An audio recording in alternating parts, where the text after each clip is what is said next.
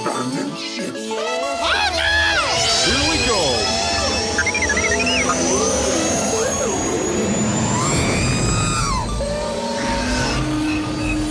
Can I persuade you to join us for a drink?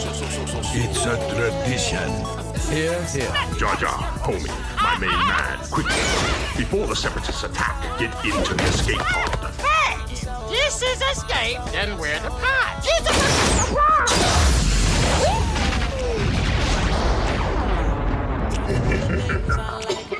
Welcome back to Star Wars Escape Pod and another episode of Rebels Talk, where we take you back, all the way back to Star Wars Rebels and go through the series chronologically in order, leading you to Ahsoka. So if you're following along with us at home, you know to check the description of the podcast episode before you listen to the after show. And those of you who have done so will know that we are reviewing Season 3, Episode 3, 4, 5, and 6. Let's get into it.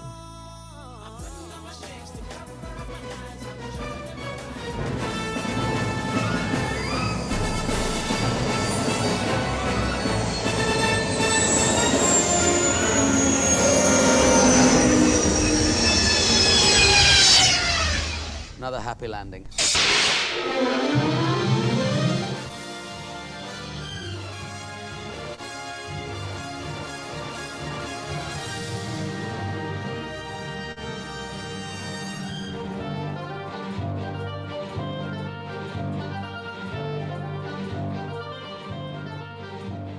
All right, here we go again.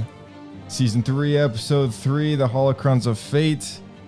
Here we go. Well, yeah, that's right. What a way to kick things off with Return of Darth Maul and more Ezra. You don't sound too excited about that last part. I was just trying to think, like, even though Ezra's older, right? Like, there was just something about New model, yeah. Yeah, there's just something about him still that I remember when I watched the show for the first time quite a few years ago now. It was one of those things that's just like, oh yeah, cool, okay, he's older now. It's gonna be like less, he's gonna be less stupid and all that stuff. and then we got to a moment in one of these episodes here, and I was just like, dude, like, what the heck is going on here? And I think it was actually, you know what? Maybe I'm saying this all a bit early. I think it may even be episode 6, which Oh man, the we're last not that far. the last battle. Yeah, I think that might be something to bring up in Rebels Talk episode 13. But it's just one of the. It was That might be here, right? Because I think as we're doing it at 4, we're in 2, so we're doing 3, 4, 5, and 6. So, oh yeah, you're right. Yeah. It'll be the last one we talk about. Okay, so I'm not getting too far ahead of myself here. Okay, I was wondering if I lost count. Okay, good.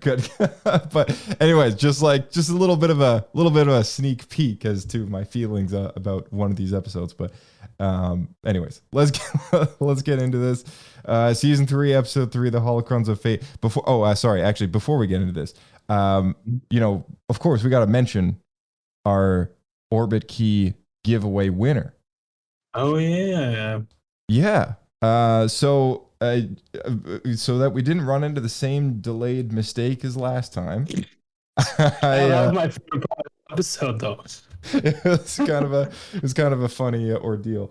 Okay. So just so that no drum roll this time or whatever, the suspense out. I already announced the name, but verbal congratulations to Alex McKay. Alex McKay is our winner for the Orbit Key Star Wars Retro Series giveaway that we ran over the last 20-something, 30 days, however long it was. Hello it there. Blew by. Hello there. Yes. And thank you, Alex. I mean, Alex is a listener to the podcast. As I was chatting with him on Twitter just to get his details for the shipment and all that stuff. He said a big thank you to Kirk, our friend Kirk, and to Orbit Key as well.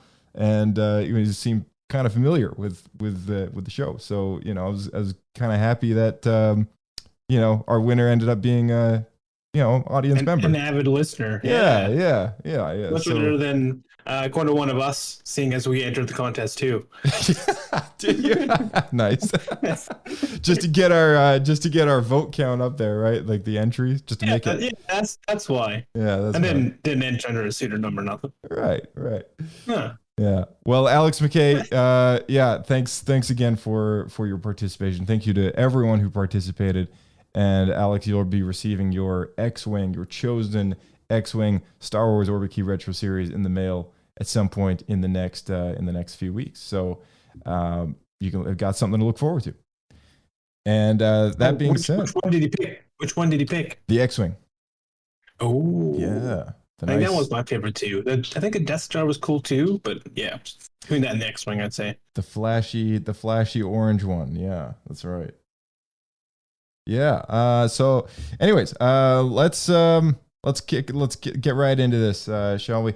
Season 3, Episode 3, The Holocrons of Fate, directed by Stuart Lee, written by Henry Gilroy, premiered October 1st, 2016 on Disney XD. And I have a very brief mention. The last episode that we talked about in the previous Rebels part, which was the premiere of Season 3, Episode 1 and 2, I actually got the premiere date incorrect, only because of all my crazy copying, pasting of details, all of which, we're in Season 3 now. There's a lot of stuff. So did someone call me out?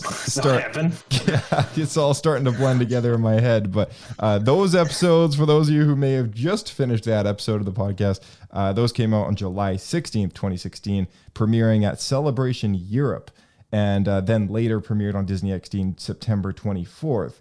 So only a week after, of course, comes this episode, Episode 3, premiering October 1st, 2016 on Disney XD.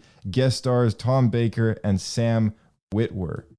And, before we listen to the Rebels talk, I'm just pulling it up here. Is there anything just off the top of your head you want to say about this one? I was not expecting Darth Maul to be back immediately in the following episode after the season launch double special. The season. Oh, yeah. That came up really, really fast, didn't it? Oh no! Oh, sorry. It was a finale of season 2. Yeah, sorry, the finale of season 2, and then we basically had there's a 2-episode gap, right? And just right back to another Darth Maul story. So they were itching to bring him back around again. Really letting the audience know, I guess, he's gonna be a returning character. Yeah. What's up, Rebels fans? Andy from StarWars.com coming to you live to tape from the Lucasfilm headquarters. This week on Rebels, we saw exactly why Maul is still a force to be reckoned with, the dangers of mixing Jedi and Sith holocrons, and more of those awful, disgusting spiders. So sit back and don't look straight into the light. Rebels Recon starts right now.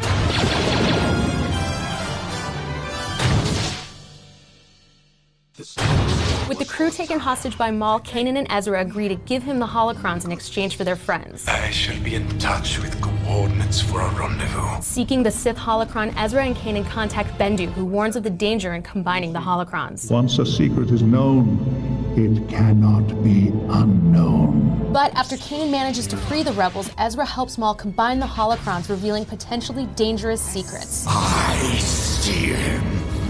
Twin sons.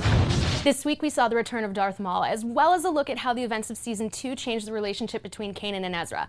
I sat down with cast and crew to talk about these changes our Jedi are experiencing and how Maul will play into their future. Watch.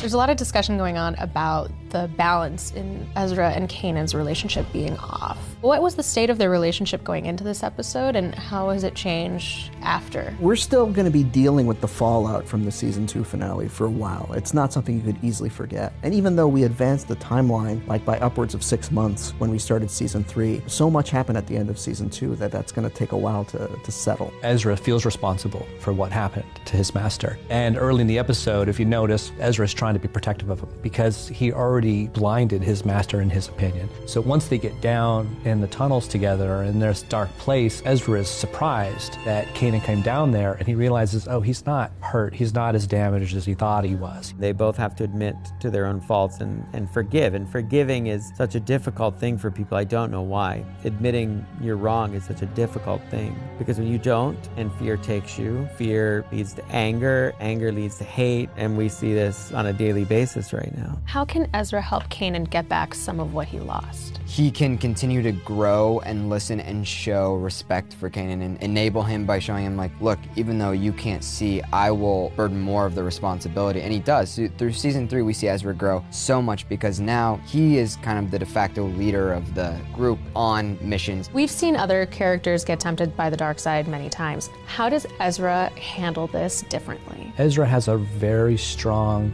family support system going for him. So even though he can be tempted by the power and wanting to use it to protect his family, he's got loving people around him who care about him. I've always felt that one of Anakin's downfalls, like it's never that Anakin was innately going to be evil, but the people around him, the Jedi, in their lack of compassion, in being so selfless that they almost forgot to care. Beyond temptation, I think he's also figuring out an angle. That's risky because you can't really game the dark side, but at the same time, I think that gives him a sense of alertness. At least he has the ability to see through Maul's attempts of temptation. Like, he knows to the degree that he can't trust Maul, but what he does with that, I mean, that's what makes him Ezra. Darth Maul is back. How does Kanan handle him differently this time? There's a lot of anger there on Kanan's part, obviously. There is no way that trust is on the table. If Maul is a part of that equation, Kanan would want to be the closest one to him. He is not going to let him out of his Force-like sight. When we last saw Maul, he had been trapped on Malachor for quite some time. Now that he's escaped, what do you think is on his agenda? His victory last season was he got off the planet. It's the key to everything for him.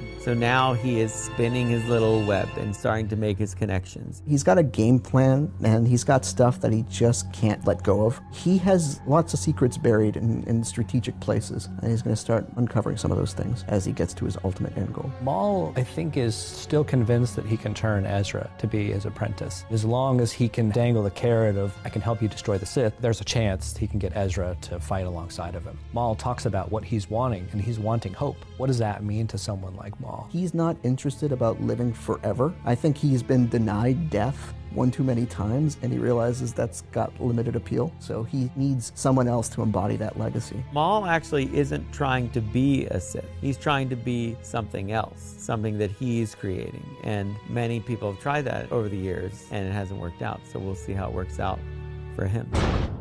All right, so there we go. Rebels Recon, everybody. What'd you think of that? There's some interesting stuff in there.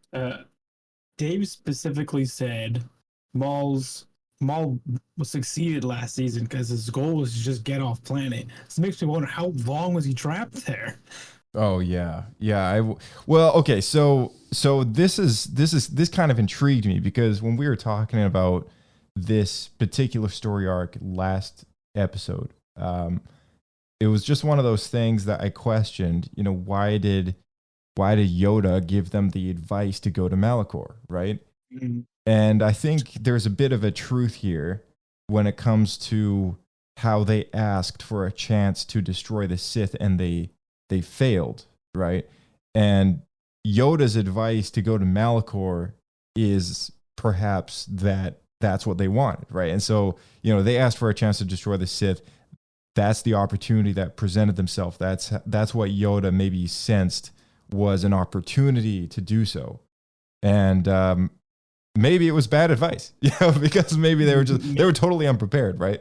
Kanan says that, you know, he's like, hey, we failed. We asked for a chance to destroy the Sith and we failed.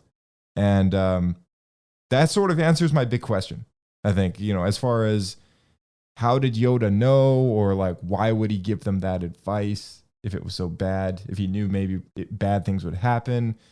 You know, we theorized about that a little bit. But yeah, maybe it's just as simple as, oh, well, he knows that Maul is there. And I don't know how long he's been there. I find that hard to believe that Yoda would send them towards Maul after everything he knows about him. Yeah, it is weird, right? Maybe he didn't know it was Maul. Maybe he just sensed a Sith-like presence on the planet and just thought, well, these guys are asking to fight a Sith. You know, in his very short words, he just kind of gives them the idea that that's where they should be to do so. But at least the Yoda that we know, he would probably be a bit more reserved and a bit more cautious as before sending out somebody to, you know, to face such an evil, right? Like the way that he says that Luke's not ready, and how that turns out. Well, that's because it backfires. Every time you try to help, he accidentally screws it up, sending these guys to Darth Maul and Malachor. Yeah. So, gets around to Luke. He doesn't want to try anymore. Yeah. He's going to make it worse. Yeah. Yeah, exactly. So this episode of Holocrons of Fate, something I really liked about Bendu, something he says was, once a prophecy is known, it cannot be unknown. And I thought to myself, perhaps... Oh, I Googled it. It's actually on Wikipedia. Is it? So Yoda didn't send Ezra to Malachor in order to aid their fight against the Inquisitors, but rather to warn him by showing him where the path of aggression leads. Oh. So he sent them there. I guess, so it was more, he didn't know Maul was there. He didn't know even that the Inquisitors were there. It seems like they were trying to send Ezra and the crew of the Ghost there to see all the Jedi and the Sith and all the remains of everyone that died there. Right. Yeah. No, that's certainly one way to put it for sure. That sounds a bit more Yoda-like to me. Yeah. I like the what Bendu says. When a prophecy is known, it cannot be unknown. That was a cool quote that stood out to me, and what really connected with that was Qui-Gon. Something that was discovered about him in the Master and Apprentice book was that he comes from a line of Jedis who have kind of been infatuated by prophecies and exploring sort of that unknown side of the Force, and this has to do with Tyrannus, with Dooku, with Sifo Dyas, and with Sifo Dyas's master. And I thought the whole thing was very well translated, because the idea of the Chosen One gives Qui-Gon so much hope and so much belief in that it exists, that it's his dying wish that Obi-Wan trains the boy, even though the council senses that there's some danger in that. It's his dying wish that's made a reality, because he believes so wholeheartedly that there is a prophecy that this needs to happen, right? And in a way, taking on Anakin and this and that, has led to some pretty bad things. But one can only wonder what would have happened to Qui-Gon if events had transpired differently. Maybe if he hadn't lingered around on Tatooine to save Anakin, and maybe run-ins with Maul would have been different. Who knows, right? Maybe he wouldn't have died. And it's just one of those things. I was like, you know what? I guess knowing something so powerful is not always the best thing. It was just a word of wisdom from Bendu that I was like, yeah, he's got a point. He's got a point. Maybe there's some things that just aren't meant to be known by these powerful beings in the galaxy. They're still mortals. They're still not meant to know absolutely everything. So what you're saying is ignorance is bliss. Yeah. In a way. In a way. Just don't learn anything and just keep life really simple. Just keep your head down. It'll all go smoothly, and you can just float through life. Yes. And wise words I once heard: never try, never fail. Vizsla Keep 09, the location that they meet Maul at, which is, it turns out it's Vizsla Keep 09, also referred to as the Mandalorian Asteroid Outpost, was a supply outpost operated in the rings of Felbos in the Bright Jewel system during the Clone Wars. Maul, leader of the Death Watch, took Count Dooku there and General Grievous there once upon a time during the Clone Wars, when he had captured them both during the Battle of Ord Mantell. And the Jedi Order and the Republic had tracked them there and the Shadow Collective to that outpost. And there was a big assault that happened, big battle that happened on there. And a bunch of, one of the Jedis died, and, it was a very tragic sort of thing, and people got away. And that's this kind of space station amongst the asteroids that we're talking about. Yes, yeah. So where they meet Maul in this episode, that big asteroid ring. So that hangar bay and that whole base that was built into the asteroid, that's called Vizsla Keep 09. Vizsla named after the Vizsla clan in Mandalore, and that was a focal point during the Clone Wars. And if you're wondering, oh, I've seen the whole Clone Wars, where is that story? It probably means you haven't actually finished the Clone Wars, which is by reading the Darth Maul Son of Dathomir comic book, or the adapted episodes in the Dark Disciple novel. And I'm just saying that for anybody listening right now. If you haven't read those two things, definitely pick those up. Or even just a reminder, because I've read both of those things, but I did not realize that was the same place. Yeah. Those books in the comics came like 10 years ago. Yeah, it was a while ago. Yeah, so that's the same place. And, like in classic Rebels fashion, to kind of pick all these little niche Clone Wars locations that we didn't really get to see in the final seasons at the time, right? Maybe they're already working on it, and Dave's like, well, we already have the model. Yeah, that's exactly what he's like. Well, it already exists in a story somewhere. Let's just reuse it. So fans get to see it. There we go. Yeah. Darth Maul just slyly killing everybody. He's such a fox. I mean, like, this guy, right? Like, acts all friendly like. He's like, might I have a word with your master? And he like takes him into the airlock. This poor blind guy is like, yeah, if you fail once, try again. He's like, see you, sucker. Pushes the button, I just thought it was just kind of funny the entire time. Getting worse all the time. Yeah. Meanwhile, he's like, yes, hello, Ezra. And then he whispers to his droid, kill the prisoners. All right, let's get on with business, shall we? He just felt like he was he's being such a fox this entire time, just classic. What I thought was very curious about his character in this episode was that it's revealed to us that Maul seeks hope beyond anything else. That's what he wants from the Holocrons. He wants hope. And it was such a curious request for an ex-Sith Lord to want hope, right? It's like, what does that look like for a villain to want hope? Like, I didn't even know that villains had hope. Like what is hope to them, right? To me, it felt like he no longer had a goal that he felt like he could achieve, or like anything to drive him. So he's looking for the next thing to strive for, right? Whereas I think that might be a big difference between a Jedi and a Sith. It's like a Jedi, if everything is really peaceful and going well, they're probably in a good place. They're just going to chill and meditate and whatever. Mm-hmm. But a Sith needs to be driving for something. Right. Yeah. That like driven by power or like. Yeah.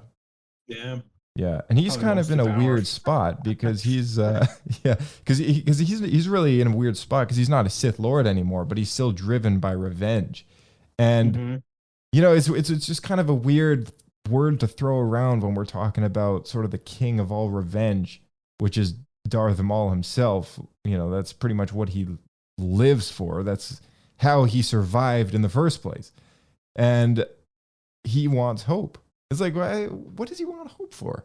I was just like, it made me think. I was like, does he hope to see, the Jedi and the Sith all burn someday? Like I really don't understand. Well, I think the issue is he's at a point where he knows he can't overthrow like Palpatine, and the Jedi are really all gone.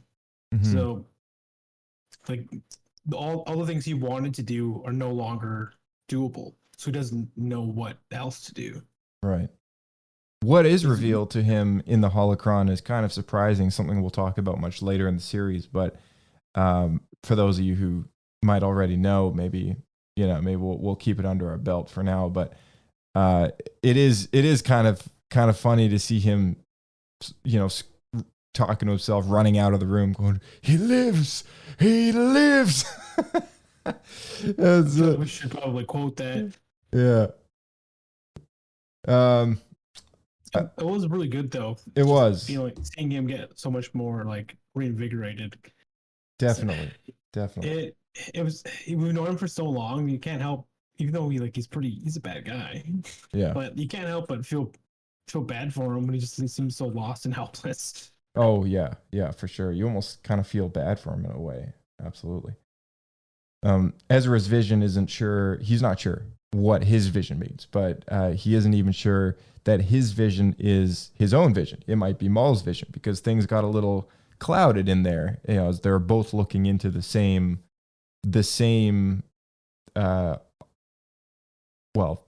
sort of experience, right? The same. I would say it's like a vision to the future or whatever. Yeah, and what was interesting to me is that, you know, Maul seeks hope, but Ezra seeks an answer to destroying the Sith, right? Yeah. And in a way, they're both looking for the same thing. It's funny how and I always wondered this. Is it showing one vision to both of them that answers both things, or is it just a coincidence? I think it is. I think it's showing them both the hints of the beginnings of the hope, right? So we know a New Hope, you know, the film starts with you know, a very select key group of characters in the desert. And I think, you know, between what Ezra saw, which was twin sons, and, you know, Maul's jumping joy for excitement, running out of the room saying he lives, they're both connected to the same story, and they're both connected to the same answer, which is, you know, the key to destroying the Sith is that it's hope itself that restores the answer. And you know, I think it was which the answer being redemption for Vader. And I think like that was sort of an interesting thing, as they were both sitting opposite of each other with different requests, but also seeking sort of the same long-term sort of general concept, right? And even though they were sitting across from each other, I thought it was kind of interesting that they both saw different perspectives of the same answer. I thought that was a very good way to tell the story. You know what I mean? Yeah, no, for sure. Yeah. It's interesting because does Maul? No, Maul leaves. Oh, but I think he hears Ezra, right? He overhears Ezra say, "Twin sons." Yeah, he does. So they both know what the other person was seeing. I can just imagine that scene going very differently as Kanan's like trying to find Ezra in the bright room. You know, meanwhile Ezra's like, "Twin sons," and Kanan in the background, instead of what he was saying, like, "Look away," he was saying, "Look away." Instead, I could just imagine that, like, "Ezra, don't tell Maul what you're doing. Shut up! Shut up! You're telling him the answers. Don't reveal your cards." If only, he probably would have, you know, saved Maul's life at least. Yeah. Oh, jeez. Oh my gosh. All right, Pablo. I have a few questions around this though. Yeah, sure. So I'll go with the vision side of it first. So this came out before Rise of Skywalker. So does that mean the vision of seeing the way to destroy the Sith being what's leading to what seems to be Luke, does that make it no longer? I mean, it doesn't mean they failed because Palpatine lived? Well, yeah, I mean, you know, I hate to take a massive steaming dump on the sequels again, but I mean, it's just one of those things that complicates those kind of questions, right? Because they changed it from Vader being the answer one, I guess. The answer that I would give is Anakin is forever and always the chosen one. I think the new answer is now there's a second chosen one. Rey is the chosen two. Yeah, or maybe Rey is just the one to. Let's call that from now on. Anakin. When we say the chosen one, we mean Anakin. When we say the chosen two, we mean Rey. The chosen second. Yeah, the chosen two. Yeah. You know, it's just one of those things, right? Like George Lucas has stated it. Anakin is the chosen one. You know, and I feel like every other Star Wars story in the book has lived up to honoring that story, right? Right. And if we consider the sequels at all, we consider them continuities of that story. And, you know, they shouldn't be changing anything. So what those movies are doing is recreating the same story over again with the same idea. And it makes it all that more confusing because now this thousands of years worth of prophecy leading up to this balance of the Force only took 30 years to unbalance and get rebalanced again by, you know, some random chick from the desert. And it's like, dude, like and that's why I have such a big problem with that movie and with that entire trilogy in general, because it's just so incredibly dishonoring of the original Star Wars stories, you know, and that's pretty much where I leave the answer. But so I will take it as it was giving the answer of what could have destroyed the Sith, but they failed. I guess they weren't able to live up to the chance that they were given. Yeah, what you mean? The vision. The vision, right? Well, I guess the vision is just paying tribute to Anakin's prophecy rather than what comes later, right? The final destination. Yeah, the final destination. Yeah, the unspoken final destination. Epilogue. All right, I got a second thing for you. Yeah. So to get this vision, you have to combine a Sith holocron and a Jedi holocron. Yeah. Who the crap came up with that? Man, I don't know. I mean, I think it really plays into that balance of the Force sort of idea that's been going on the last couple episodes now. But it's really kind of odd that they would be made to be compatible like that. Yeah, that's the thing for me, because the balance thing makes sense what you're saying, but that would mean that whoever designed the Jedi holocron also designed the Sith holocron with the intent of this happening. Yeah. So then, are the Sith holocrons not made by Sith? The Jedi holocrons aren't made by Jedi?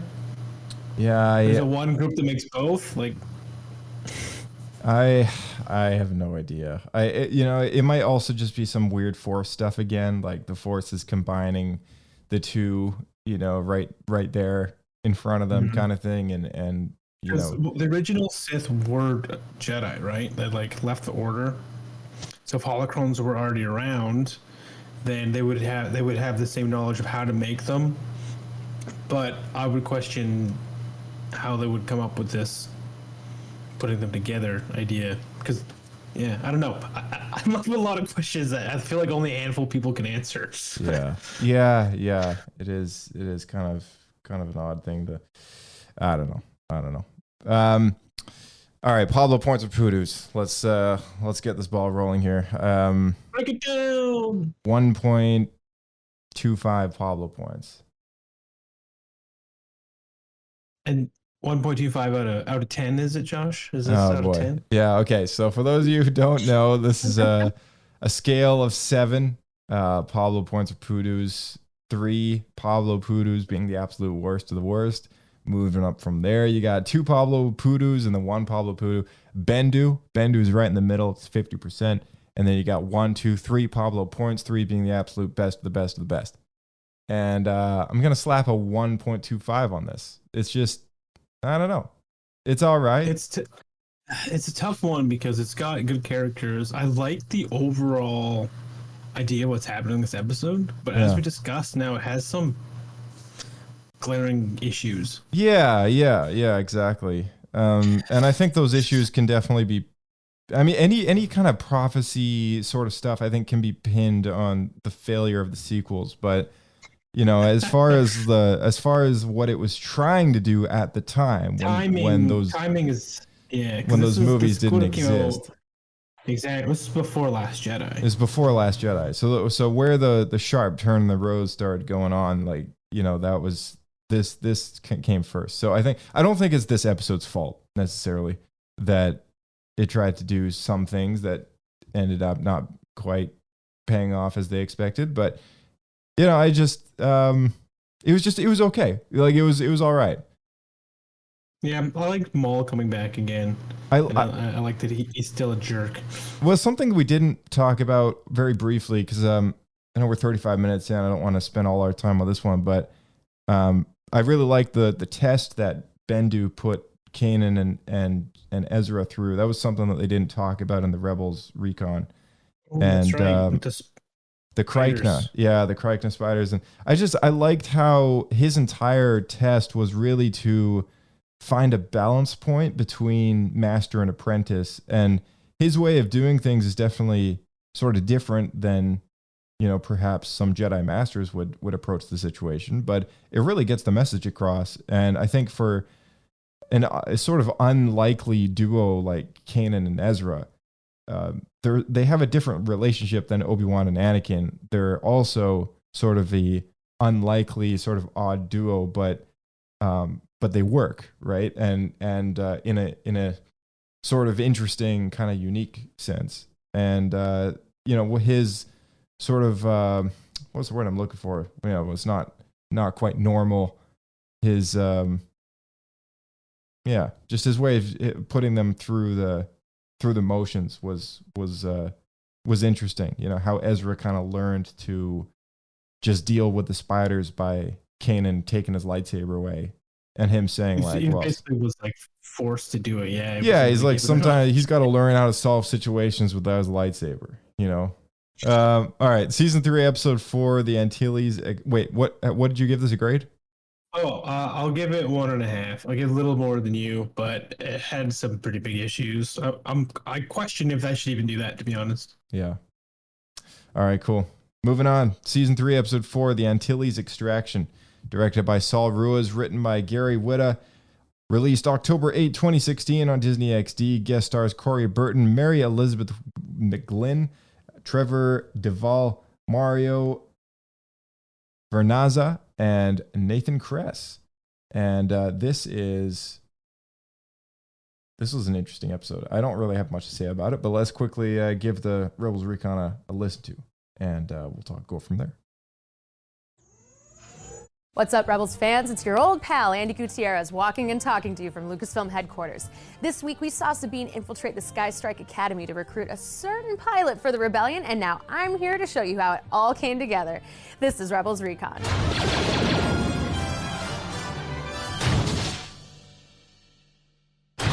After an Imperial ambush on a supply transport, the Ghost crew gets word that there are sympathetic cadets at an elite flight academy. The mission is yours, Sabine. We've arranged to insert you into a squad of new cadets headed for Sky Strike. While undercover, Sabine identifies the pilots and makes plans to extract them for the rebellion. My real name is Sabine Wren. I was sent in to get you out. With the help of an unlikely ally, Sabine, Wedge, and Hobby narrowly escape, adding 2 talented pilots to the Rebels' growing ranks. Welcome to the rebellion. This week, we got to see a little bit of Wedge Antilles' origin story and a peek at what Imperial pilots go through during training. I sat down with the crew to talk about Wedge, the function of Sky Strike Academy, and how Biggs nearly appeared in this episode. Check it out. Wedge and Hobby make their first pre-A New Hope appearance in the Antilles Extraction. What made you choose these pilots for this episode? Wedge, while he is a prominent pilot in the original trilogy, you really don't get any backstory. You don't know anything about him. So we thought it'd be really great to say, hey, here's how this character came to be involved in the rebellion. We also leaned into some of the old Legends history that said that Hobby was also someone who defected from the Empire. Hobby, who we see briefly in The Empire Strikes Back, seemed like a named character that we could put in that situation. What was fun was that putting Wedge and Hobby on screen worked really well. I thought Sabine rescuing them was a really good play. Like, she finds them entertaining. To be honest with you, though, everybody really wanted Biggs. Carrie Beck really wanted this Biggs Sabine situation to kind of take root. In season 1, Sabine had a checkerboard pattern on her armor, and Biggs has a checkerboard pattern on his helmet, and we had thought, wow, what if she's the one who painted that on his helmet? Oh, that's a fun detail. Yeah, and so we started conspiring, how can we get Sabine and Biggs to cross paths? But there wasn't enough of a story there for us to continue down that thread. What's the function of Sky Strike Academy? Is this like the Top Gun of the Empire, or is it just, you know, one of many flight schools? I think it's the Top Gun of the Empire. In our mind, anyway, we wanted to show that there's a wide range of Imperial facilities. And obviously, the way the Empire goes about creating their armada is numbers, sheer numbers. If there's any indication that there is an Imperial that is considering defecting expecting from the best of the best, then you're gonna do whatever you can to facilitate that. And getting Fulcrum into that situation, it emphasized the urgency of it all. It's not just you're getting a washout pilot, you're getting, the top dogs. I think the Empire's interested in volume. They want you to follow orders and report in. And that's kind of what the rub that Wedge and Hobby have, is that, like, this isn't what we signed up for. Like, we thought we were gonna be pilots, and we're just cogs in the machine here. And we're killing indiscriminately. And we thought we were serving the Empire, like doing good for everyone, and we're clearly not. They're really trying to break your morality in these places and just have you be weapons. Can you elaborate on how this academy might be similar or different to the one that Sabine was in before her time with the Rebels? It's more specifically a flight academy, whereas I don't think Sabine specifically went to a flight academy. She was probably in the MIT on Mandalore. Okay. So if you think about it, she's like the smartest of the smart, working on advanced weapons. So she's definitely in another class. So for her to actually excel at this academy would be no big deal. The Mandalorian government and the Imperial government are kind of together on this, and they are taking these super warrior kids like Sabine and milking them for all of their knowledge that they can. There's actually a much more insidious plot there that we're going to find out a little bit more about in season 3. All right. So what do we learn from that? A few things. Yeah, there's a few neat things in there for sure. I know. Well, did you expect them to do Wedge? That was news to me. That was interesting. I gotta say, like, Wedge is, most people recognize him from. Sorry, that's not what I meant. I didn't mean Wedge. I meant. Well, they said they're gonna have another character in there. It's Luke's buddy from Tatooine, right? Yeah, Wedge. Biggs. Biggs? Oh, Biggs, Darklighter? Yeah. Wait, he wasn't in there. I don't know why. I think for some reason they said Wedge, I started thinking about Biggs. Oh, no. This is Wedge Antilles. Yeah, that's the Antilles Extraction. So yeah, I mean, Biggs is, he's not in this episode, but yeah, Wedge is the most recognizable from the trench run. He's one of the surviving pilots who goes up against the Death Star, and I forget. Did he survive that? I think he did, right? Yep, he survives that, and then he is one of the leaders, I think, in the battle of the second Death Star in Return of the Jedi. Yeah. So something that. So I took a quick Google on Wedge, and I realized that something that just really caught my eye here. I want to share with you. So in the Star Wars galaxy, would you expect there to be a lot of different names, like across like there's like trillions and trillions of people, right? Yeah. So get this, the last name Antilles, the Wedge Antilles. So there's basically like half the cast has a last name Antilles. Yeah, I know. It's so ridiculous, because I think maybe it just might be like someone needs a last name, like let's just Antilles. Yeah, Antilles in the Star Wars universe is like a very common. It's like Smith. Like Smith. Okay, yeah. I was wondering that because on Alderaan there's a Bail Antilles who's a senator. So that means the two senators of Alderaan are Bail Antilles and Bail Organa. Yeah. They're both named Bail. Yeah, exactly. Yeah. What is this? It's a little ridiculous, but I don't know. It's like Smith. And then in A New Hope, you open up the Tantive with Captain Antilles. His first name is Remus Antilles, and then you end the space battle with Wedge Antilles. Yeah. Thanks, George. Something about this episode is Ahsoka has revealed that she's not the only Fulcrum out there. She's one of many Fulcrums in a network of Fulcrums. Damn. Fulcrum being the spy network. And Fulcrum, the name itself, didn't show up at all in Andor, because I think that's a little too early in the time frame. But it would be interesting if they threw that term around in season 2 of Andor. And I think that would be a cool continuity thing. Would you say?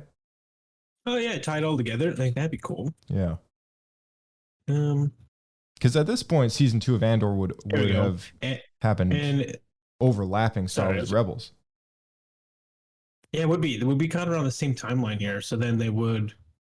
Yeah, it would make sense then to hear a little bit of overlap in terms of you know, maybe it's like an Easter egg sort of thing. Because if we're picking up where season 1 ended, then we're still just looking at one small cell. That's the only thing, right? So it's pretty isolated from the rest of the rebellion. But if it is closer to this timeline, it seems like the rebellion, all the cells are kind of coming together. Yeah. So just so everyone is aware, quickly looked up the definition of fulcrum because it seems like a very specific word. The definition is a thing that plays a central or essential role in an activity, event, or situation. Research is the fulcrum of the academic community. That's an example. Oh, there you go. Wedge's recruitment into the rebellion, I feel like, was that a story that you would have wanted to see, you know, as a fan of A New Hope? And so in this sort of circumstance, it's fine. If it was a comic or a small book, that's fine too. Do we need a whole movie about it? Probably not. I felt like it was already stretched for Han Solo, who also was a TIE fighter pilot. Yeah. Yeah, that's right. I don't know. I mean, like, to me, I think Wedge, to some people, right? I'm not saying this was a bad episode, but I'm just saying, like, to some people, this character means a lot more than jam-packing his entire rebel conversion story into a 20-minute animated short, you know? I don't know. I just thought to myself, like, there's definitely Star Wars fans out there that are going to watch this and judge the show so hard because it fails to deepen that character at all, right? Like that's true. I felt like Wedge was too young here. Yeah. Like when we see him in A New Hope, which doesn't seem that far away. In New Hope, he seems like he's like 30. Yeah. Yeah, And he's then like yeah, at least. And then here he's like 16. Yeah, it's a little weird, right? I don't know. I just like, to me, I was just like, this failed on multiple levels to give me a convincing Wedge Antilles origin story for the rebellion. Like, he's such a prominent character in that final sequence. And he was a huge character in the old EU. He had a lot of like novels around him and stuff. Yeah. He was part of I think Bryce read a lot of that series. What's the name of it? X-Wing.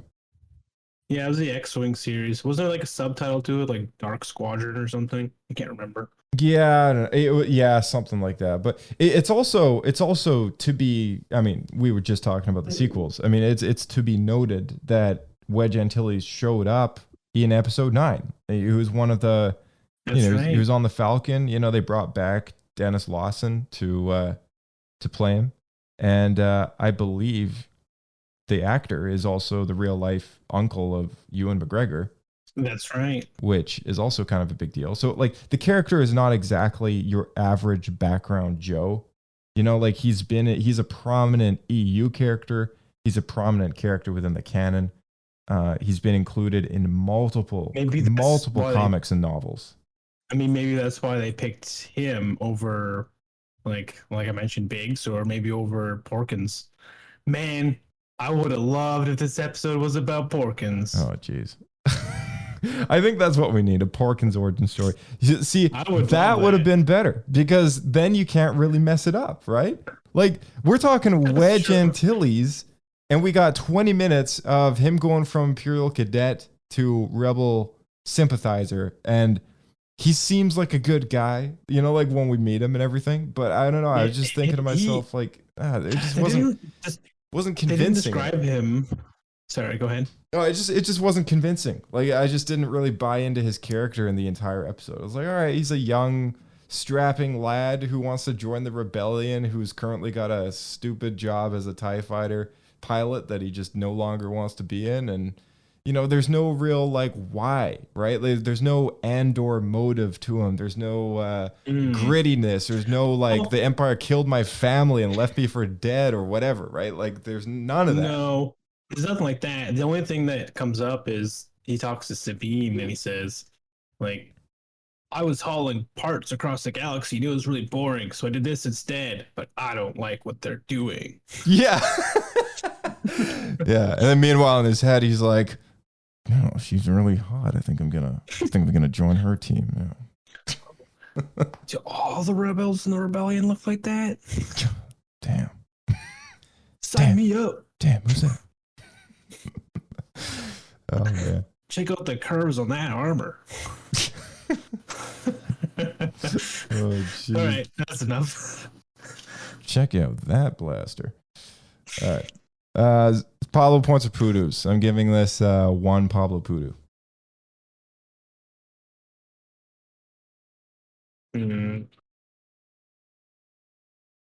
He's thinking. I'm thinking. I'll give it a half Poodoo. Just a half poo. Half.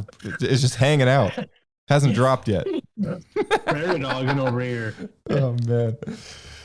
Okay. All right. Season 3, episode 5, Hera's Heroes. Directed by Bosco Ing, written by Brent Friedman, October 15th, 2016 on Disney XD. Is that a play on Hogan's Heroes? Hogan's Heroes. What? You never heard of Hogan's Heroes? No. It's like an old 80s show. Like Hollywood Hogan? It's like, yeah, like Hulk Hogan, I think. Oh. Oh. Maybe it's named after that. I think it is. Oh. Hogan's Heroes, 1965 to 71. Oh, there you go. Sometimes these that's definitely not Hulk Hogan. I always thought it was. Oh man. All right. Well, guest stars Matthew Wood, Mary Elizabeth McGlynn, and Greg Berger. And let's take a listen to this one and give it a talk.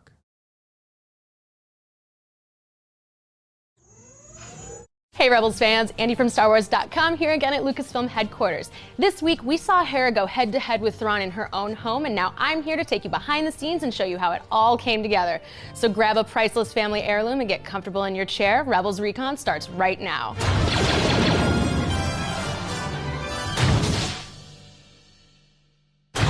After saving Hera's father from the Empire, the Ghost Crew embarks on a mission to save a valuable family heirloom. That heirloom was important to my mother, and I'm not ready to give it up yet. Sneaking into her childhood home, Hera and Ezra find the Calicori, but not before being captured by Grand Admiral Thrawn. It is a pity our first encounter might, well, be our last. During a botched prisoner exchange, Hera destroys her family home in order to allow her new family to survive. I have you. I have my father, and I'm surrounded by my family every day. This week saw Hera reunite with her father, Cham Syndulla, to try and save her family's history on their home planet of Ryloth. I sat down with cast and crew to talk about what life was like during the Clone Wars for the Syndullas, why family is so important, and what it's like for our rebels to face Grand Admiral Thrawn. Watch.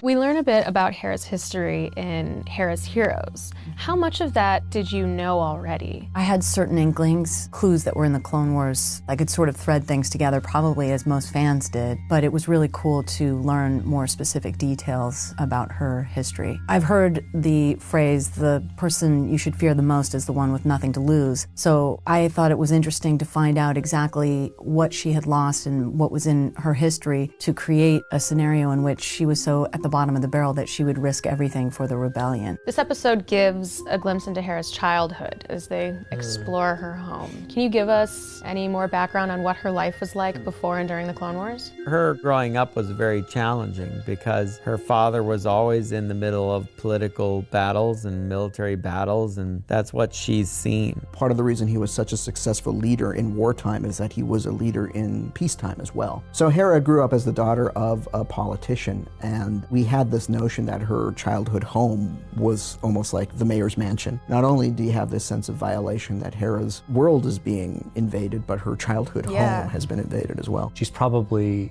as Thrawn was saying, forged by war. Her resilience and strength as a character is really evident when you kind of see where she came from. You understand meeting her father, why she's so strong. Ezra escorts Hera through her home. What do you think that adventure means to those two characters? I feel like Ezra's relationship with Zeb, we've seen that grow and the brother bond that they have. Chopper's always with him. Sabine, they have that relationship. Kanan is almost like a pseudo father in a way. And Hera, that relationship we haven't seen the full potential of that. And I think that's a really cool thing in season 3 because it grows even more after that. But that was a big step in, I think, more of like a mutual respect for each other as well, because no one really knew Hera's backstory. Does the Calicori have any real-world inspiration? Yeah, the idea of a heritage quilt, where each generation of a family will add a new square to it, yet it's all there for everyone to kind of look back on the past and get a sense of the personality of their ancestors. We wanted it to be connected to her mother because we put so much emphasis on her relationship with her father. The more that we realized that it was important to be a representation of family and that each generation could add to it. So as a result, it's something that Hera can then further customize as the series continues. The rebels finally come face to face with Thrawn in this episode. What have they learned about their adversary up to this point? Really, they don't know what they're up against. They had a narrow escape with him and steps into shadow. I think the idea is he's not really well known, and partially why is because any rebel outfits that he's come into contact with, he's wiped them out. One of the key things about Thrawn in our series is that for him, a victory is getting a piece of information they didn't have at the start. And that's a different victory scenario than our heroes are used to. They might think, hey, we got away, but they don't stop to think and realize what they've now told Thrawn about them. I really wanted Thrawn and Hera to be kind of adversaries. You have to understand the Thrawn-Hera dynamic, which is why he's brought into that episode. He has literally studied her and her family and her history. And because we're there in her home, he understands a lot about it. And it's one of my favorite scenes when he kind of talks about her. Thrawn's interest in art is something that's been part of his characterization since Legends. How is that going to play into the stories you're telling here in Rebels? I think one of the happy coincidences was that early on in season 1, we knew that Sabine was going to be an artist. When we brought Thrawn into the series, he's going to want to study everything that there is to know about our rebels, and Sabine is the one who's been leaving calling cards. There's an organic way to bring Thrawn into our stories by having him study Sabine's art, but also the art of Lothal. And there's plenty of artwork spread, and even in the Jedi Temple, there's the ancient artwork. So there's lots of opportunities for Thrawn to examine art and use it to dissect our heroes in the series. All right. So this episode was interesting. A little bit more of Hera, which we don't normally get too much of, usually, because she's behind the wheel of her ship. Yeah, Right? there's really just that episode with the B-Wing, I think. Yeah. Yeah, it was. Yeah, that was the first time we kind of got more in-depth story with her. And, it's kind of nice to see her and Ezra just kind of on their own, just sort of in a different sort of, it's just, I don't know. Like there's some situations that I think to myself, like, oh, we're so used to seeing all these characters together all the time. It's kind of neat to see them not together and kind of like in unique pairings, right? Yeah, it's true, because we tend to just get the same groupings all the time, right? Or it's usually Ezra and Sabine, or Ezra and Kanan, or Ezra on his own. Or it's basically Ezra and people. Ezra. Yeah. Who's the main character again? No, I see what you mean. Like it's just one of those things I just thought to myself, like, oh, like, like it's not every day that we get Hera and Ezra as the main duo of an episode, right? And much in the same way that, I wouldn't expect, to see Kanan and Chopper kind of on their own for like an entire episode or whatever. Like that, like, again, it was like, it's just one of those, like, you just don't really expect it, but then it happens. It's like, oh, that was cool. Like you just kind of saw new sides of both the characters. No, for sure. And I thought it was interesting that this kind of led into what we were talking about a few episodes back on the podcast. We're talking about how Hera would have grown up, because we're talking about how her father was like a general. But because I was remembering back when we were talking about that, I was remembering back to this episode. I was trying to, and it's having me question like her heritage with her father, because we really only knew him as like this war hero, whatever. But it seems like he actually was, as they put it in the Rebels Recon, like a mayor or something. This town, they lived in luxury in this mansion. Mm-hmm. Yeah, like, I mean, she's technically, well, she's not really royalty, but she's definitely privileged, you know, coming from the great general Cham Syndulla, right? Yeah, great general. But the house that they live in wasn't because he was a general; it's because he was a politician. So I find that very interesting that a politician would become a war general to begin with. Was he a politician though? I think that was the whole thing though. Like in Clone Wars, he and the senator of Ryloth were always kind of fighting it out, right? Yeah, I think he. Well, at least that's what this Rebels Recon led me to believe, is they were some sort of political power before the war broke out. I think, like the first war, Clone Wars. Interesting. Going back even further. Yeah, like probably not on the level of like a planet-wide politician, but maybe for like a local area, something something small, over a small region or a town or something. Yeah, I liked Ezra's helmet collection in the scout troop. You know, it reminded me. It was kind of cool, like that scout trooper, at the that Zeb, you know, grabs the helmet for the suit. He runs on. The guy goes on the ship, right? Yeah. On his own. Like, that was a terrible decision. Yeah. It knocks him out. Hey kid, you got this suit? You got this helmet yet? Like, no. Like, all right, knocked out. He's like, sorry, the kid wants your suit. That's a real friend right there. Yeah, that's a real friend right there. It reminds me though, that helmet for the Scout Trooper is coming out as a Hasbro Black Series helmet, and you know, I've got to pick one up. Is it out already, or it's just coming out now? It's just shipping. Reviews. Yeah, it's just it's shipping out. So, you know, I think it should be showing up on shelves over the next couple weeks. And that's cool. I didn't realize they're making this one yet. Oh, yeah. It's definitely on my list. It's a 40th anniversary Return of the Jedi reason to make it. Oh, is it limited, or is it because of No, I don't think it's limited. I think it is this year is 40 years of Jedi. So I think in making it, I think it was sort of a way of kind of helping promote the celebration of that film for 40 years, and they were probably looking for a new helmet to release anyways. That wasn't another sense. Boba Fett variant. So why didn't they do a snowtrooper? I mean, like that, it's cloth, right? So maybe, yeah, I don't know. A snowtrooper, it's got like half cloth mask to it, half hard helmet. So I don't know. Maybe they were just looking for something more for the shelf that just kind of sits there. And I don't know. This way they get to do a bunch of variants though, right? They get to make Ezra's Sabine-ified version with all the pink and orange on it. Do that though? They didn't do his stormtrooper helmet, I don't think. That's true, but it won't be. Just wait for it. You know what I mean? I mean, I'm sure at some point maybe we'll get it. They'll do the black version, I'm sure, the shiny black one, and then that's something I want to know. I mean, there's already an Ahsoka variant of the Clone Trooper Phase 2 helmet from season 7 finale. That's already floating out there. So and that's official Hasbro? Yeah. Oh, neat. Okay. Yeah. Zeb says he owes Hera when they choose to join her personal mission, but it really would have been better and more appropriate time to add in the line, because of family. Did you find that was a little odd that, like, you know, he's like, we're gonna go with you, Hera. We owe you. Right? And I was like, what do you owe her?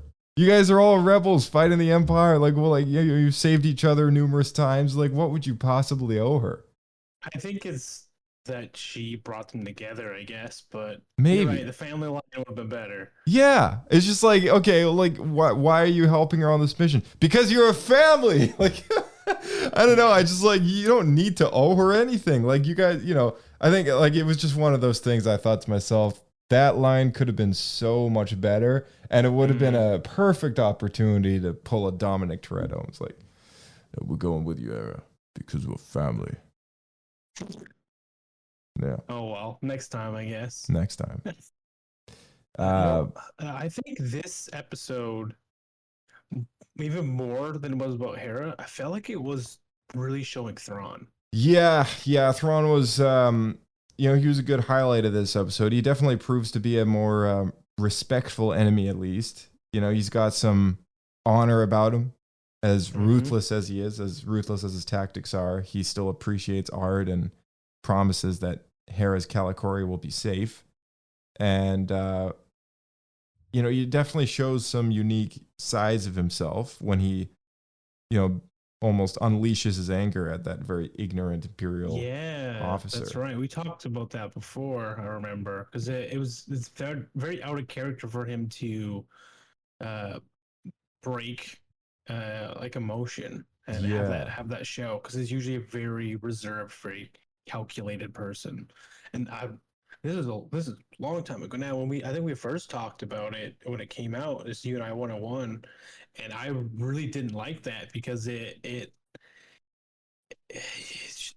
kind of broke who Thrawn was a bit, what he was from the novels. And I think Dave Filoni specifically talks to the reason of this is it's showing that Thrawn still has some personal growth to do before we get to his place in the post Return of the Jedi world. Yeah, that's it's a good point. And the post Return of the Jedi character to have some development. Well, and back then though, like we didn't realize that there were plans for that character, you know, in the post Return of the Jedi time frame. I mean, you going back to Star Wars Rebels, we didn't even know about, you know, this was before Disney Plus was even a thing. This was before Mandalorian existed. This was before anything in that time frame was being done. It was all the attention was on Rogue One in this year, but I mean, really, it was in general. This was a Star Wars sequel kind of time frame, you know, sense of mind sort of thing, right? All the toys, all the action figures, all the books, and you know, to have an animated series that kind of takes place where it does, and you know, bringing in a character like Thrawn, to me at the time, I always thought, well, maybe it's because there's no room for him where, you know, where the continuity is going. Maybe it just doesn't make sense to have that character exist between episode 6 and 7 anymore. Maybe this is Dave's way of kind of shoving him in the canon where he can, so at least right? He exists. I guess for me, I always kind of kept the Thrawn trilogy as canon because it was just so good. My head canon. the head canon. Just like the Plagueis novels there too. I guess now it wouldn't really make any sense, would it? Like the way that things are going now with Thrawn and the shows and everything like that. It's getting a little crowded. I don't know. It really depends, I think, on Ahsoka. Whatever they do in that show. Yeah, it really does. Really does, for sure. Because I think if they were going to do a Thrawn trilogy recanonization, they'd have to fit it all in post Mando, right? Because that's where I think the Ahsoka series takes place. Yeah. I could see something like that happening. I don't know. We'll have to wait and see. But my fingers are crossed. Definitely something we'll talk about, I think, when we watch Ahsoka and when we do those after shows, we'll definitely be talking about this. Absolutely. Especially I think I should reread those novels just to see the connections. It's been a while. Yeah. That's a good idea, actually. I might do that as well. Pablo points or poodoos? I like this one. 2 seems a bit high. You go 1.5. We'll go 1.8. 1.8 Pablo points. All right. Yeah, I'll go 1.5. It was good. I liked it. You know, it's It's good development. Like for me, it was mainly about showing Thrawn to the audience, because if people hadn't read the books, I don't think they would really understand his character too well up to this point. We're getting a much better look at it. Yeah, it's a really good point. Yeah, it definitely a better episode to highlight his character. Wonder if George Lucas liked this one. If he was here, he'd probably be like, yeah. What's wrong? Yeah, I liked it. That's good. Oscar. Yeah. More intense. Yeah, you didn't go too far in any place. No, it was kept under wraps. Is that going back to when he was like, I may have gone too far a few places? Yep. When they did the Phantom Menace review. Oh man, yeah. The Phantom Menace final cut, like first look. Oh my gosh. So good. It's like people dying and then like Jar Jar like tripping on stuff and then just all over the place. May have gone a bit too far in some places. I can't say it anymore without smiling. Oh man, such a good line, classic George. We need to quote that. That needs to be on our button here. Yeah, 100%. That's gonna be on our soundboard next week. Yeah. Yeah, it's got to be done. All right, season 3, episode 6, last one, and this one's called The Last Battle. Directed by Bosco Ing, written by Brent Friedman, October 22nd, 2016 on Disney XD. Guest stars Matthew Wood, Mary Elizabeth McGlynn, and Greg Berger. This is Rebels Recon. Let's take a listen. What's going on, Rebels fans? It's your internet pal, Andy Gutierrez, beaming at you over the airwaves of the information superhighway from inside Lucasfilm headquarters. This week, Rex finally got a little Clone Wars closure in The Last Battle, and now I'm here to take you behind the scenes. This is Rebels Recon.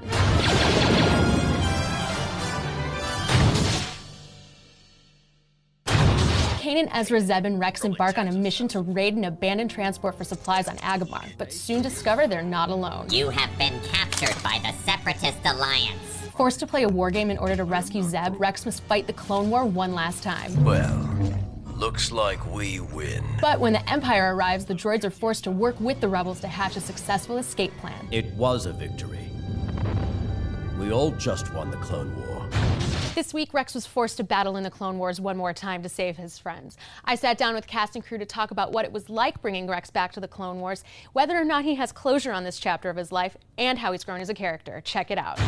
Captain Rex returns to the Clone Wars in The Last Battle. Yes. What is it like bringing him back to the era of fighting with battle droids and the Separatists and the Republic? Bringing Rex back into a Clone Wars scenario is very surreal. He's done this so much that he's able to jump back into that, and as well as to sort of assist the others in setting up exactly what the deal is, because they don't understand what this deal is. In The Last Battle, our heroes get to relive the Clone Wars a little bit. As a veteran of that show, what is it like for you to return to this era? Oh my gosh, it's like coming home. I developed the series with Dave and George in the beginning, kind of taking a revisit to that was really awesome. It was so interesting to see battle droids again. There's that moment when stormtroopers are fighting battle droids that this whole thing felt like, wow, we're actually doing this. It's something that you kind of wondered about but never actually got to see. Honestly, it felt the most like we were playing with toys from different toy lines that we've ever had on this show. Rex is quite literally a relic of the Clone Wars. Do you think that this experience has given him much closure? I think absolutely. If you think about how the Clone Wars ended with Order 66, the clones never got a chance to finish their mission. Rex is such a good soldier that the idea that he never had a good sort of mission completion has got to be this hole in his life. The war was basically yanked from under him. I got to think that the way the clones are engineered, that's got to be something that hovers over their heads. How do you think Rex has grown since the last time he fought in a Clone Wars type scenario? He's got the full authority of his experience, but I think he's also more mellowed in sort of a personal way. There's more humanity to him in a way, I think. Kanan also fought in the Clone Wars, but obviously had a very different experience. How can this more mature Kanan handle this experience differently? If anything, it gives Kanan an ability to look at his clone comrade as an equal. Because like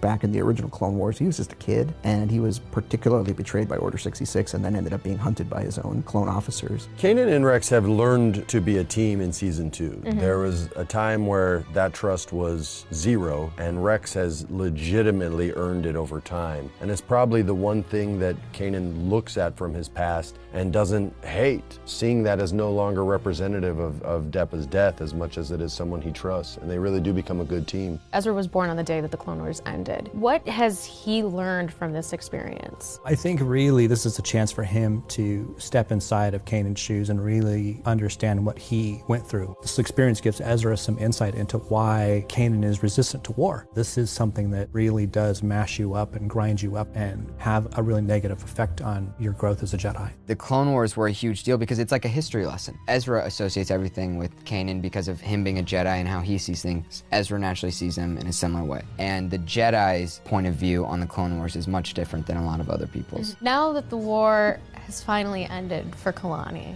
what's he gonna do? The idea of what people who were in the Clone Wars thought the Clone Wars were about after it ended is an interesting idea, because we know that Palpatine/Sidious was gaming the whole thing, and the whole purpose of the war was just to get him power. So you get someone who's really smart, like a tactical droid, surviving that situation, not shutting down, and having a couple of decades to think about it. I think that's really interesting. Kalani could hire himself out as an advisor to someone like the Hutts. I also thought that once Kalani sees that the rebellion destroys the Death Star and starts actually making it a fight with the Empire, he might reconsider joining them. All right, so what's interesting about this episode is that they resurrect or bring back a tactical droid that we've seen before by the name of Kalani. And this is the same droid that showed up in the Onderon arc when we saw the origins of Saw Gerrera, Lux Bonteri, taking helm there. It was the same tactical droid that was helping that wannabe king, that wannabe prince guy, the young hothead that wanted to execute the old actual real king, right? And he was in cahoots with Dooku and everything. That was the same tactical droid right there. That's interesting because I didn't realize it was the same droid. You think, oh, it's just another one. You don't think it's like a reoccurring character. But I remember specifically seeing the faded gold paint on it, which is an Onderon design. Yeah, exactly. Yeah. Yeah, that's cool. I did not put those pieces together. Yeah. Ezra's oldest joke in the book, who's Roger? No. Oh, man. Yeah, that was a good, kind of cringy chuckle moment. Oh, jeez, yeah. I've had that conversation with way too many people. Oh, my gosh. Yeah, recycled since the 99. The Battle of Christophsis theme played through the background of this entire episode. Very cool to hear Kevin Kiner's theme song that we were all witness to in the theaters back in 2008 when the Clone Wars theatrical release got released in theaters. And the movie kicked off with that theme song, so it was kind of reminiscent of that. I feel like this whole episode was very saturated in nostalgia, and I don't know about you, but for me, I hated it. Like, it was just, I love the Clone Wars, man, and nothing will ever surpass that. No Rebels episode can ever try and bring back that same nostalgia unless you give me more of the same thing, right? And to you, with it, what Pablo was saying, right? I felt like playing the two different toy lines. Yeah. You were just angry that this new kid was playing with your old toys. Yeah, and the more just like, no, those toys are in the wrong box. It's mine. Yeah, you can't have those toys. No, it was fine. It was just like, I just hated how, okay, like for example, at the very end of the episode, there's the most cheesy dialogue between Rex and Ezra. And Rex is like, Ezra, you single-handedly ended the Clone Wars. How did you know? And meanwhile, he's just standing there like playing Sherlock Holmes, right? While Kanan's like, poor blind guy standing in the background, like, think to himself, I lived through this. Like, you know, like, I don't know. I just feel like the whole thing was a little, like, just overly simplified and just bad. You know, I was like, why did it have to end like that? I think you're just upset because Ezra is now the hero who ended the Clone Wars. Oh my gosh. You'll go down in history. So stupid, man. I mean, like it's canon. I shouldn't be mad about this. I know it's a kids show, but like at the same time, I'm so furious. I'm just like, why would you even put? Tell me about it. Like, why would anyone put that in the script? Like, it's like, what? Like, you're trying to pull someone's leg here? Like, seriously? I don't know. No, man. I kind of like the nostalgia of like seeing these old droids. They're all kind of that was cool. Just barely getting around, and they've just been waiting. Like they still think the war is going on, and then they just stumble. The crew of the Ghost just like stumble upon these old droids. I thought it was cool. I like that concept quite a lot. I think it's been played with a lot in like RPG games and stuff. So it was really cool seeing that and take it to the screen. Yeah. I will say that was neat. I am curious how they were able to avoid the shutdown. Like, because they didn't really explain that. No, yeah.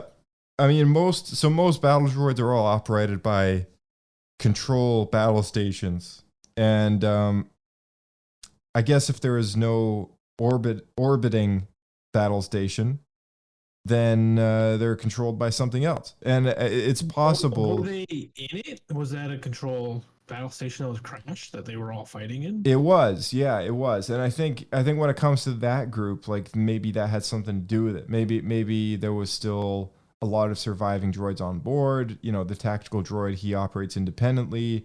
They were stranded on this planet. It's actually worth knowing that Onderon is in the same system, I believe.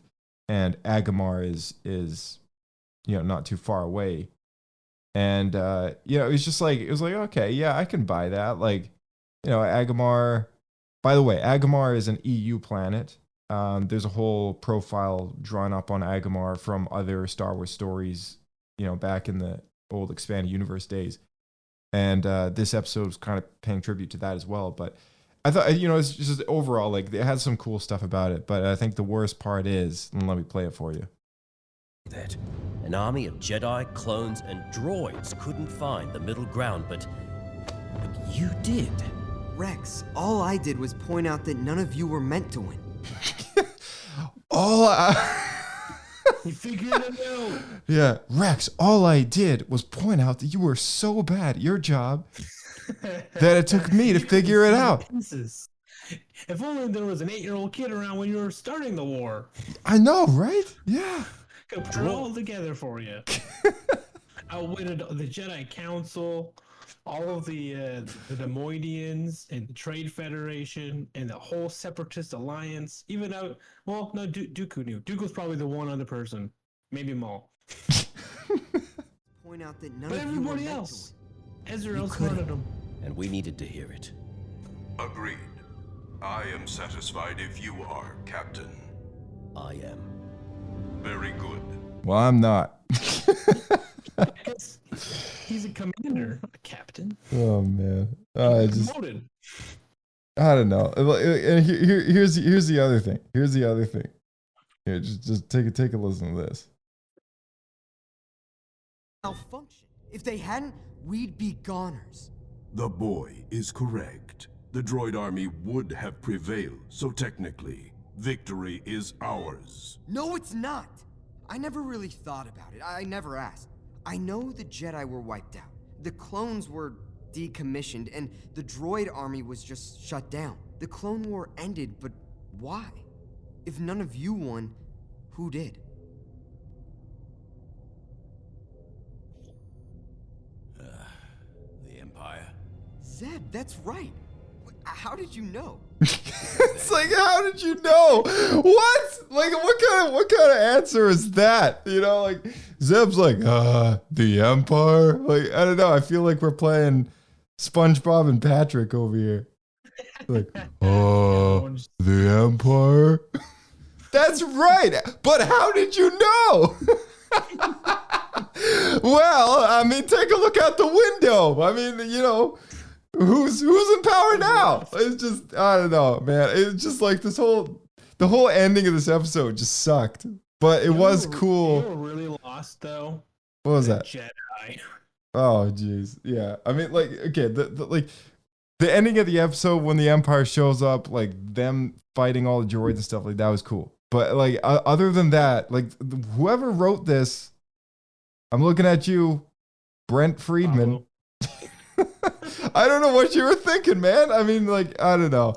The episode pays homage at the very end with the Star Wars, the Clone Wars style logo in the closing credits. And it's got the same theme mixed in with the Rebels theme as Clone Wars theme. You know, it's kind of like mixed up at the very end there to pay homage a little bit. But it was just like, I could see where they were trying to do, but I just feel like it was very badly executed. Like the whole thing, it just kind of rubbed off on me as a bit too cheesy, and I don't know. That campy ending was rough. But Yeah. The rest of it was okay. But it's kind of funny though because they're basically doing like a battle reenactment, like a Civil War reenactment or something. Yeah. Except with live fire. Yeah, exactly. Yeah. You know, what was also kind of stuck out as a sore thumb to me was now that we've seen what Rex has been through after the Clone Wars, because now we're getting the Bad Batch. So if you throw that into the continuity of things, you know, like he knows that it was all Palpatine, right? Like he was there. He was there when the Bad Batch admitted defeat on themselves and said it was Palpatine all along, and you know, like it was all our fault.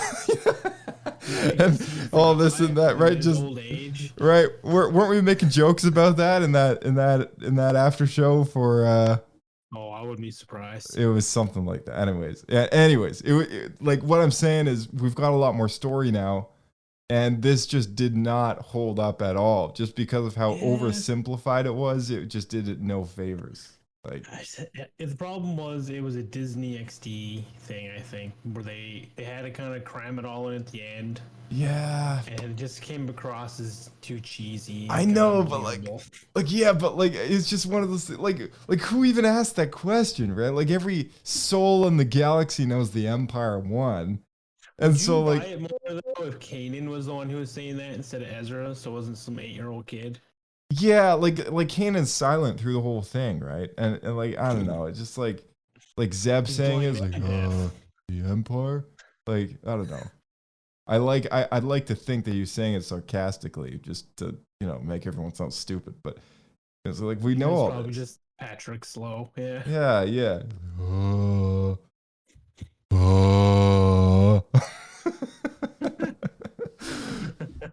SpongeBob.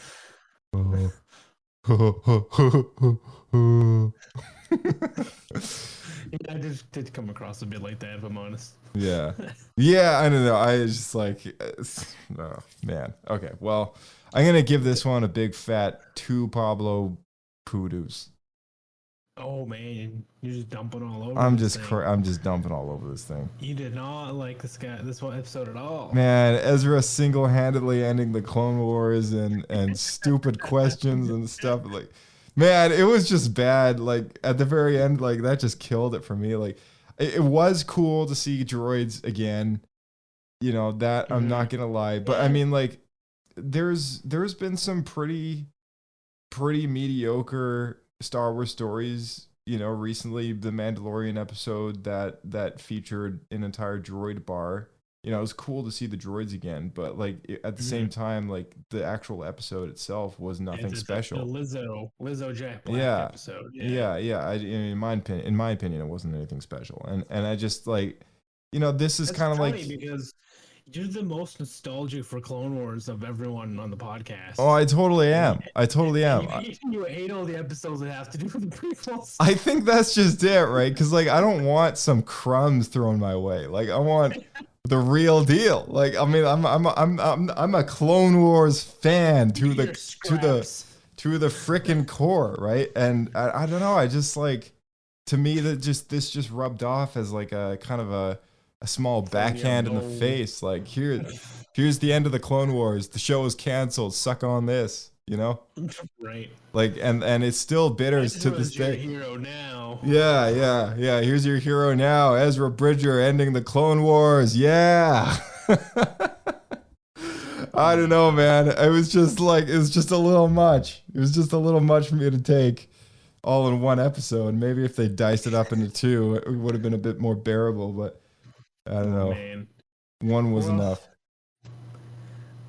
One thing that I thought was actually pretty interesting was when the stormtroopers show up and they're like, "Oh man, is that what I think it is? Is that a B-1 battle droid?"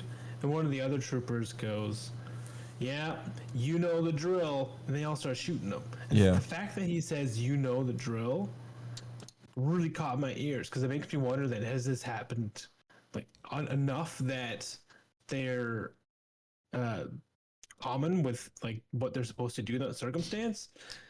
I think it is. Has the Empire come like how many other battle droids were still active that the Empire's had to just wipe out? Well, I know that from the recent Jedi Survivor video game, like, you know, battle droid stuff have been showing up more and more in certain locations, and from similar situations, from either reprogrammed, from scavengers reprogramming them, or downed Trade Federation star cruisers that still have those droids operating. And it's evident to me that this is a story. It's a big galaxy. It was a big war. I think the Clone Wars was really sort of and this is kind of why my argument prevails with being the Galactic Civil War is not really anything crazy. Like, the real Galactic Civil War was the Clone Wars. And it's because the galaxy was so affected, by everything, right? There's scars of it everywhere that we see in the original trilogy, that we see later on. And, that's really the story that kind of begins all of this madness. And, I think, it's not super far-fetched. I mean, it was one of Palpatine's first orders as Emperor, execute Order 66 and shut down all the battle droids. All droid units must shut down. That was like one of his first commands. So I think it's, something that maybe the very earliest of stormtroopers were probably instructed to do was, hey, if you're on a planet and if you're deployed somewhere and you run into some old separatist B1s or whatever, just shoot them down. They're supposed to be inactive. Get to it. Makes sense. Wipe them out. Yeah. All of them. Wipe them out. It was cool to see Rex take a few shots in this episode, and him saying, Gen 1 armor always holds up. Yeah. It's funny. I wouldn't have expected the Phase 2 armor to be so crap then.